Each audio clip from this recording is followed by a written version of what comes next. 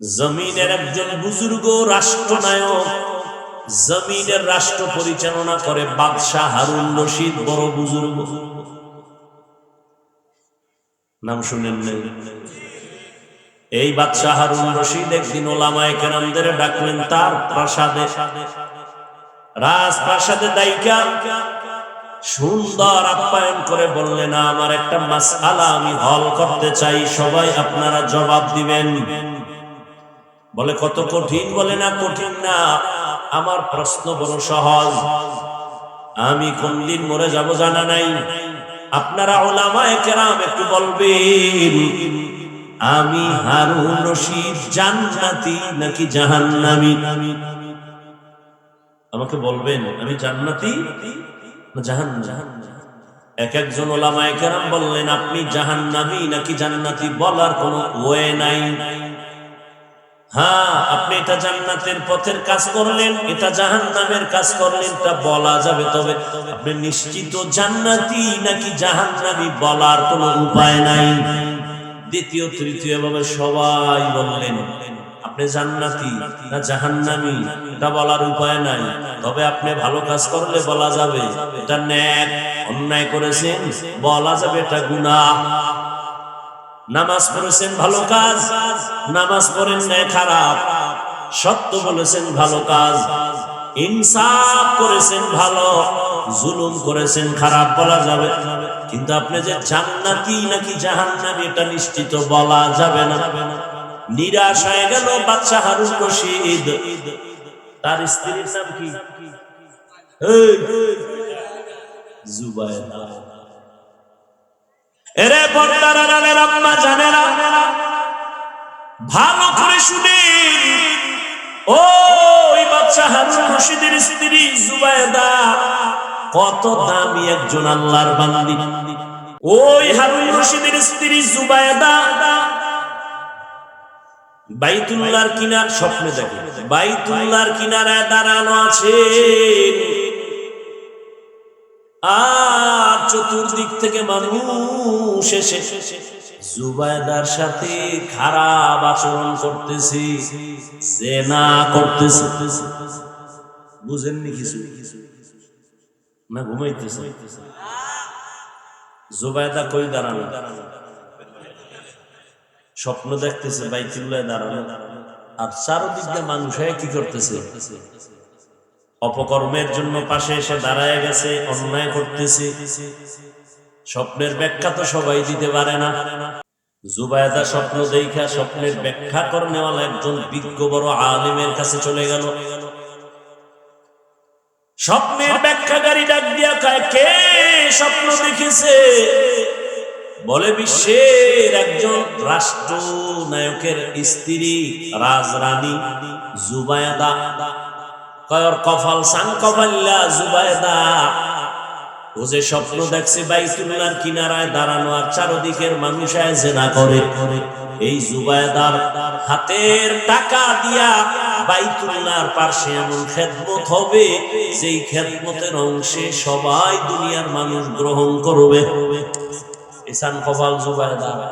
ঠিকই জুবায়েদা নিজের টাকা দিয়া, সরকারি টাকা না, স্বামীর টাকা না, নিজের টাকা দিয়া জুবায়েদা বাইতুল্লাহ মানুষ পানি পায় না, নহর খনন করলো। আজও মক্কা নগরীতে নহরে জুবায়েদা নামের সে নহরের দেওয়াল আছে। এই জুবায়েদার 100 কাজের মহিলা, 100 এই জুবায়েদার কাজের মহিলা 5 ওয়াক্ত নামাজ পড়ে, কোরআনে হাফেজা, 100 নারী সবাই। জুবায়েদা শিডিউল করে দিছে, আমার বাড়িতে যেন 24টা ঘন্টার সেকেন্ডে সেকেন্ডে কোরআন তেলাওয়াত হয়। তুমি আধা ঘন্টা করবা, এরপরে কাজে যাও, বাকি আধা ঘন্টা তুমি, এরপরে তুমি কাজে যাও, বাকি আধা ঘন্টা তুমি, এরপরে তুমি কাজে যাও। এইভাবে 100 জনের সিরিয়াল এমন ভাবে দিছে 24টা ঘন্টা জুবায়েদার বাড়ি কোরআন তেলাওয়াতের আওয়াজ। আমগো কাজের মহিলা গুভাই কি কয়, কাজের মহিলা বাদ দেন, আমগো ম্যাডাম সারা জিন্দেগি চলে গেল, কোরআনের সাথে সম্পর্ক নাই, খবর নাই, না নিজেও কোরআন পড়ে, না স্বামী পড়ে, না সন্তানের কোরআন পড়ায়, মোবাইলে শুধু গান চলে। আর সন্তানেরা, মা বাবা এক রুমে, সন্তান ভিন্ন রুমে, সারা রাত মোবাইল চালায়, কবিরা গুনাহ কবিরা গুনাহ কবিরা গুনার প্র্যাকটিস করে। এই সন্তান মা বাবার কথা শুনে না, খেদমত করে না। বাবাও যদি তুমি আজমিরের তাবিজও লাগাও, সন্তান খেদমত করবে না। দোয়াই মুস পড়ো, না জানি জুতার বাড়ি মারে। গাছ যেমন কথা বল না। বাচ্চা হারুন রশিদ বলে, ওলামায়ে কেরাম বলেন আমি জান্নাতি না জাহান্নামী? সবাই বললেন ক্ষমা চাই, বলা যাবে না আপনি জান্নাতি না জাহান্নামী। পুরা মজলিস চুপ। এমনই টাইমে 9 বছরের একটা বালক দাঁড়ায় গেলেন, দাঁড়ায় বলেন, বাদশা জাহাপনা, আমি বাচ্চা মানুষের কথা বলার অনুমতি আসেনি? বলে আছে। বলেন, আপনার জবাবটা আমি দিতে চাই, সামনে আসো। সামনে এসে দাঁড়ায় গেল, জবাব দিব আমি। তবে আমার প্রশ্ন হলো, জবাব দেনেওয়ালা বড় নাকি প্রশ্ন করনেওয়ালা বড়? বাদশা কয়, জবাব যে দেয় সে তো কিছুটা হলেও বড়। তাহলে বেয়াদবি মাফ করবেন, আপনার সিংহাসনে আমাকে বসায় দেন, আপনি কিছু সময়ের জন্য নিচে বসেন।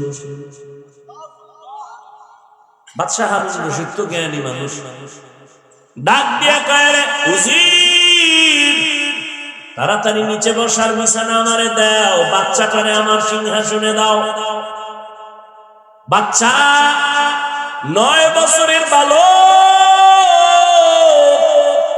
সিংহাসনে বৈশা কয়, এলেমের সম্মানিত এমন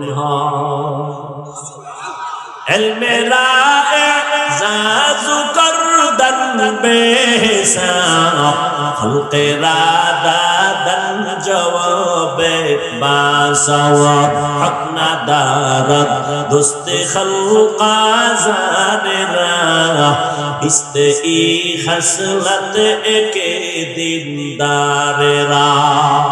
এলেমের সম্মানিত, এলেমের সম্মান তো এমনই হয়।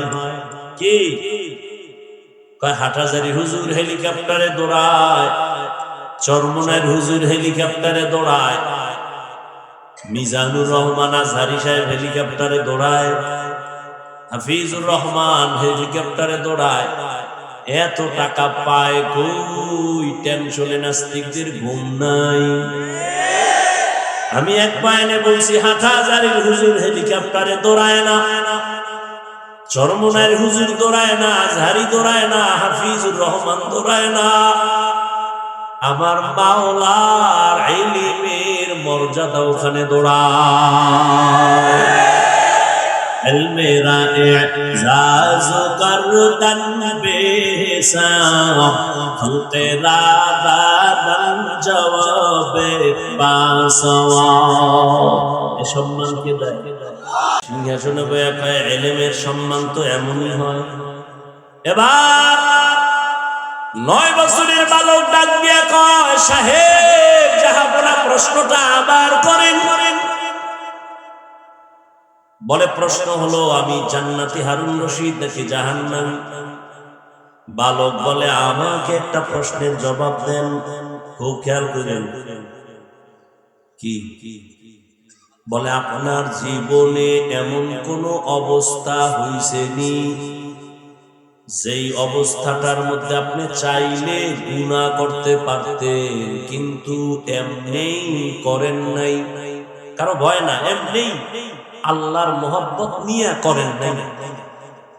বলে, হ্যাঁ, আমার জীবনে এমন সুযোগ হয়েছে আমি চাইলেই গুনাহ করতে পারতাম, আমার মালিকের ভয় আমি ইচ্ছা করে গুনার সুযোগ পাইয়াও গুনাহ করি নাই।